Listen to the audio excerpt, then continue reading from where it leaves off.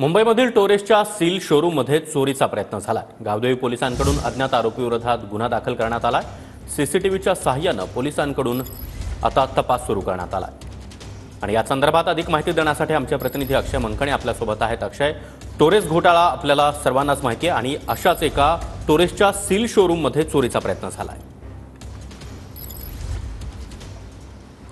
नक्कीच सागर, मुंबईकरांना आर्थिक गंडा घालणारी जी टोरेस कंपनी आहे त्या टोरेस कंपनीचं शोरूम जे आहे ते गावदेवी परिसरात या ठिकाणी आपल्याला पाहायला मिळते। या संपूर्ण शोरूमवरती चोरट्यांनी डल्ला टाकलेला आहे।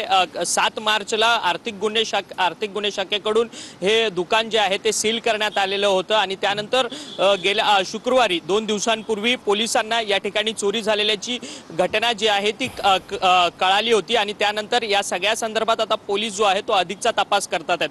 टोरेस शोरूमच्या बाजूला एक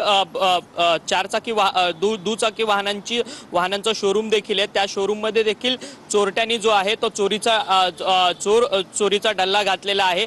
दोन्ही दुकानांमध्ये चोराने ही चोरी केली आहे आणि आता या सगळ्या संदर्भात आता पोलिसांकडून गावदेवी पोलिसांकडून अधिकचा तपास जो आहे तो होताना पाहायला मिळतोय। परंतु टोरेस ज्या कंपनीने मुंबईकरांना आर्थिक गंडा घातलेला आहे त्या कंपनीच्या शोरूम मध्ये आता चोरीची घटना जी आहे ती उघडकीस आलेली आहे। नक्कीच अक्षय, धन्यवाद या माहितीसाठी।